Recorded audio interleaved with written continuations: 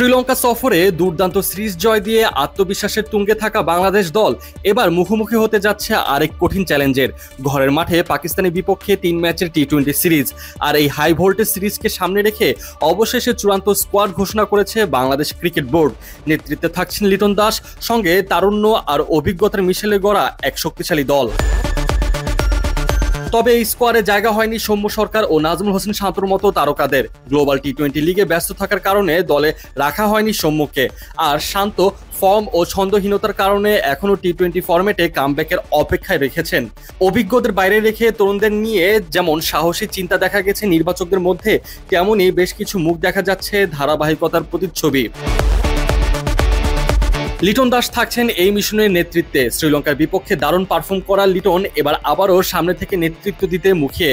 Top অর্ডারে তার সঙ্গে থাকছেন তানজিদ তামিম, পারভেজ হোসেন ইমন ও নাইম শেখ।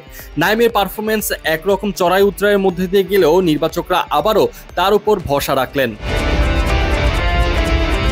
মিডল অর্ডারে বাংলাদেশ দলের অন্যতম নির্ভরযোগ্য ব্যাটার তাওহিদ হৃদয় থাকছেন তার চেনা জায়গায়। সময়টা কিছুটা মিশ্র গেলেও হৃদয়ের ব্যাটে এখনও আস্থার ছায়া।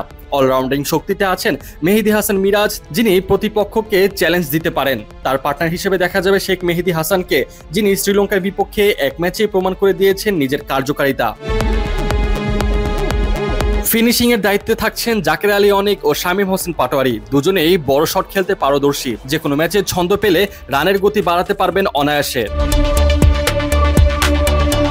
স্পিন বিভাগে মূল দায়িত্বে থাকছেন বাঁহাতি স্পিনার নাসুম আহমেদ ও লেগ স্পিনার রিশাদ হোসেনের কাঁধে।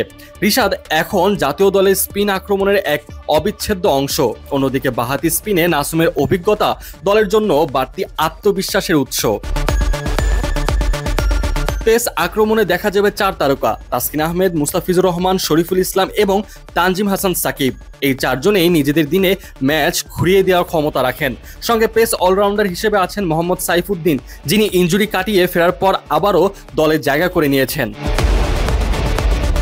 শ্রীলঙ্কার মাটিতে পূর্ণাঙ্গ সিরিজ খেলে দেশে ফিরেই আবারও নতুন এক সিরিজের চ্যালেঞ্জ নিতে হচ্ছে লিটন বাহিনীকে। বিশ্রামের তেমন একটা সুযোগ নেই। 20 জুলাই মিরপুরের মাঠে গড়াবে সিরিজের প্রথম টি-20। দ্বিতীয় ম্যাচ 22 জুলাই আর তৃতীয় ও শেষ ম্যাচ অনুষ্ঠিত হবে 24 জুলাই। প্রতিটি ম্যাচ শুরু করা হবে বাংলাদেশ সময় সন্ধ্যা 6টায়। ভেন্যু শেরে বাংলা জাতীয় ক্রিকেট স্টেডিয়াম।